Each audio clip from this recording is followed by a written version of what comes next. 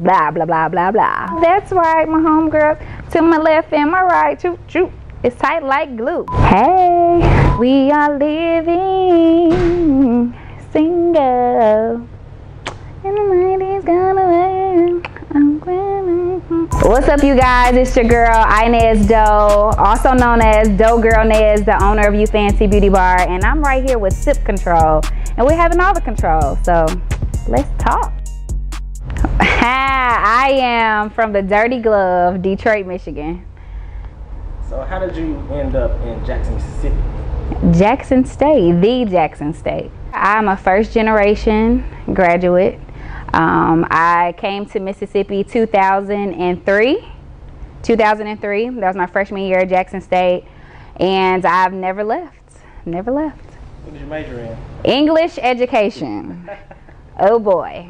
Yeah, English ed. I was an English ed major, and then I changed my major to English, and yeah, school wasn't, let me not go down that route. School is a choice. However, I'm gonna say this, I didn't know what I really wanted to do when I came to school here, but I always did hair, and that was like my hustle. And so when I graduated, that's how I got into the whole hair thing. But education and English brought me here. I thought I wanted to be a school teacher. I thought I wanted to teach secondary education. And I learned very fast that, it takes a special person to be an educator. And it was not for me. Let me tell you why. Growing up in a larger city, I look at Mississippi or Jackson as a small pond. So I took those larger city, big city mentality, big city goals, and I brought it here. Atlanta, Detroit, Dallas, Houston. It's just on a smaller scale, which you have an advantage, actually. You know, I started Ufancii Beauty Bar in 2011, and at the time, people were not branding hairstylists. But when I grew up, in the hair industry, you had your Cool C's, your Sonia M's, and all of that, and they were like rappers in the hair industry. So I said, well, I'm gonna do the same thing that I saw growing up in Detroit and implement it here. The name came from, I love Drake. He's my alter ego, okay? Drake is Nez on steroids. But the song Ufancii, hair done, nails done, everything did. Yeah, so at the time when the song came out, it was slapping, but I dated a guy who was like, man, you should call your brand Ufancii. And I was like, no, not wild, Ufancii. It was just, I couldn't, it was too long. And so the guy at the time that I was dating came up with the spelling, and we rolled with it. And that's like my motto. Like when I come out on stage, I use that, like, that's like my theme song. Hair done, nails done, everything did, DoeGirlNezz, is that any relation to Doughboys Cash Out? Or where did that come from? Let me tell you something. So, funny thing is, my last name is Doe, like D-O-E. And of course, from the D, we grew up on Doughboy Cash Out, Boss Up, Get This Money, that whole thing. But it's a name that was coined when I was a little girl. My friends called me Doe Girl. My dad, his friends called him Doe Boy. And so we put the spin on and put Nez, but my last name happens to be Doe, D-O-E, Look at the cards. Just like any other industry, everyone will feel like it's so saturated and it has to be competitive.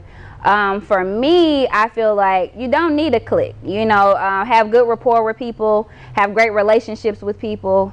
In the industry, it's so crazy because it's ever changing. You always got an underdog. I was once the underdog. I was the little guy.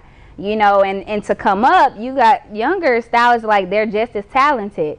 And so you just send the elevator back down. Say a kudos to them. Like, you doing your thing. Hang in there. You know what I mean? Because I remember being the underdog. But in this industry, it is very competitive. It is very, who has the best salon? Who's the best hairstylist? And I just navigate my own avenue, my own brand. And you just, like I said, it's all about relationships. Good relationships. Social media is, fictitious in a sense. There's a real world outside of social media. So I don't too much allow social media to get to me so much because I live so well in the real world So many people live in the comments and fake pages and things. I've had my share of debacle on social media. And then when you go and you address something, they're like, oh, don't come off your throne to address, peasants and all of this. But when it comes to negativity or it comes to anything, it's actually good. You know what I mean? It's somebody talking. But I don't take social media too serious because, it's people are hiding behind a keyboard, and there's real life. You know what I'm saying? Like, I'm not trying to, sound like a thug or anything, but it's real life to what you say. So, when you're going to say it on social media, you're going to have to say it, offline as well, but at the same time, I know that people use it for other agendas. And so I don't let social media affect me. Man, I never thought about it that way. When I think of the word fancy, I think elaborate, big, over the top, beauty maven. I think style. I think all those things. I do feel like my name does represent me as a person. But when you think about like feeling fancy, you just feel so put together, and you just feel so, it makes you feel good about yourself. So I will say yes, the name of my brand represents me. But I think as far as with my clients, when you're working with women and their appearance, how they feel when they get out your chair, that self-esteem, you know what I mean? So it's those type of things that when I came up with the name, I'm like, boom, that's it, because I want people to feel that way. And then actually Ufancii just turned into an umbrella of things, I think DoeGirlNezz is it's like a stage name. If I was like a rapper, that would be like my stage name. Nezz, wow, like it's so crazy because like I used to then allow people to call me Nezz. Only people who were like, close to me. Like I would say, like if someone called me Nezz, I was like, it's Inez. And I had to change that, but that's like a term of endearment to me. People close to me used to call me Nezz. Now everybody calls me Nezz. But Inez is I'm such an empath. Man, I love on everyone to a fault almost. I'm a daddy's girl. I'm very family oriented. I'm really just chill. Really, Inez is probably like I'm more so quiet. I probably don't talk as much. DoeGirlNezz is hey girl, what's up? You know what I'm saying? And it's not a show. It's just like, okay, and now I have to be social. But Nezz is just more so, my friends, when they call and need somebody to talk to, that's like Nezz. So Nezz is, Inez. Yeah, it's a little bit more laid back. Mogul Mondays, I used to, I need to do them more often. I started doing them as like a pick-me-up for myself and like others who are creatives and entrepreneurs. And just, encouragement, I always say champions make champions. Chances make champions, let's get it. You know what I'm saying? You're picking up what I'm putting down. But what's so crazy is on social media, I may appear to be a certain way, but that's like me 20% of the time. 80% of the time, all of this is not even a part of, who I am, self-care is so important in our industry. And I tell you why, when you deal with beauty and you deal with people, you have so many energies all the time. And so 14 hours a day, different vibes, different people sitting in your chair, different conversations, you're up, you're down. When I get home, I don't turn on the television. I tune out the noise, and I like to meditate and reflect. And honestly, I haven't watched television in a year and a half now. Wow. And let me tell you why.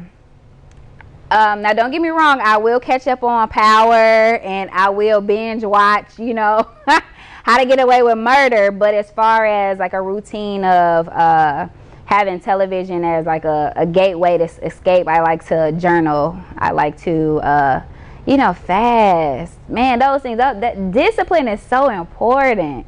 It's part of my self-care thing. So I challenge myself in a lot of ways in discipline. So no TV, read more. You find a word that you haven't used, you're not familiar with, and use it. Those type of things. And it's just part of me just being disciplined and, my whole self-care centering situation. If I could pinpoint it to one thing, first of all, forward thinking and progressive thinking to me, in my opinion, if you have that type of mentality, the sky is the limit. If you have a progressive, I can do it, chances make champions. I know that, okay, if I fail, okay, that's just one no. If you think like that, you'll navigate through life so much better. You become kind of fearless, you know what I mean? And so forward thinking is like, okay, I see them doing it, I know I can do it. And then I'll put my flavor on it. But the drive probably comes from, I am the first generation college student, but my dad is a very hardworking man. And my dad is 65, 67 now. And most of the men in my family, you see how they provide for their family. My dad used to ride a bike to work, okay? So that my mom can drive me to school on the other side of town. So that takes sacrifice. That's a bike, not like a motorbike, but like a bike with two wheels, In Detroit, right? In Detroit. And so we lived on the west side, and my dad's job was on the east side. So you imagine what time you got to get up to get to work, you know what I mean? But that drive and just to see that, it's kind of like, and then like the things that my dad was able to afford for us, and those were sacrifices that were made. And so I use that as fuel, and I use that as like, you just never forget, like, I didn't grow up with a a silver spoon, but I wasn't lacking either, you know what I'm saying? And so when you see your dad hop, or like when it rains, that nigga got to put that bike on the back, now you got to catch the bus. So that's humility, and that's humbling. But those are things that like drive me. It's just like, man, my parents did what they had to do so that we can have a good life, and I gotta make good on that name. You know what I'm saying? I have to make what their sacrifices were, so it won't be in vain. So I've been to Africa twice. My very first experience going to Africa, I went to Ghana. I was too young to understand. I probably complained the whole time. There was like goat cheese instead of American cheese. It was hot, and I was a child. But I would say Africa, the experience, to experience Africa again in my adult life, it was more so like I went to Nelson Mandela's home, those things, and so now in my adult life traveling to Africa, you appreciate it a little bit more. You appreciate, the culture and actually where you come from. Johannesburg is honestly equivalent to New York. Like, people driving Audis, and it's like crazy. Like, it's like the New York of South Africa. The fashion is bananas. And so I had the opportunity to travel there with work. But I will say, there are a lot of places I want to travel to, but I have a timeshare in Cabo. And I love Cabo. It would be a twist between Cabo and Jamaica. But I would say I bought a timeshare in Cabo. So it's a toss-up. Cabo, Jamaica. I love the people in Jamaica. I love the vibes. I love the greenery of Jamaica, So, I don't know. Cabo or Jamaica. You're also a foodie. Am I? You are. I do like to eat. I got a weight problem. I can't wait to eat, baby.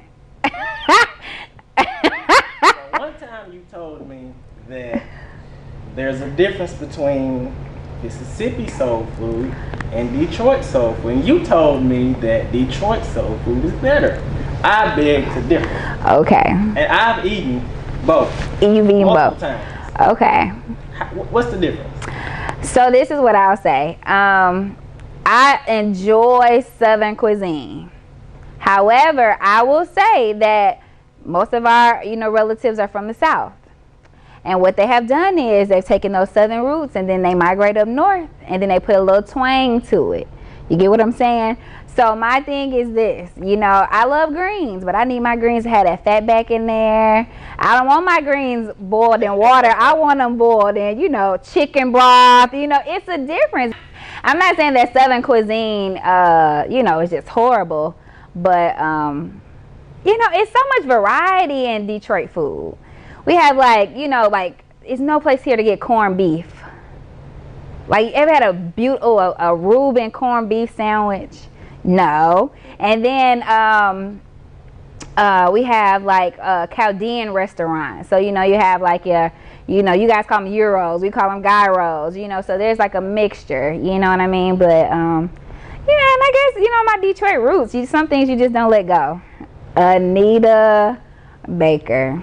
I would never talk to her. Yes, my favorite song is Fairy Tales. I remember stories, those things. Man, I love her. She's just so soulful. I'm an old school girl. I am oldies. I like. Well, I grew up on Motown, but I love Anita Baker. So you're gonna hear a lot of Anita Baker. Of course, like Drake. Now, let me tell you this. I love Biggie. So like my Get Hype song, it was all a dream. I used to read Word Up magazine, Salt and Pepper. Yes, so I love Biggie, and of course my girl Cash Doll. I love her. You know, she represents what most of the women are like in Detroit. You know, you come from, you know, I never stripped, you know, but that whole grit and grind as a woman is as equal to a male, you know, and I love that about her, and I love her story, and it just has so much, like she's telling a story for all the brown girls, you know, and that's crazy. Mentioning brown girls, let me tell you why I love Cash Doll, because when I moved here, I used to hear all the time, "You're so cute to be dark skinned." I never had that whole colorism situation until I moved to the South. And it's like, man, dark girls banging where I'm from. Like, we winning. What you mean? You know, and so to see a brown girl, especially like Cash Doll, and she's like naturally beautiful, you know, just beautiful. And represents, and then she represents like, you know, where I'm from. So I like that.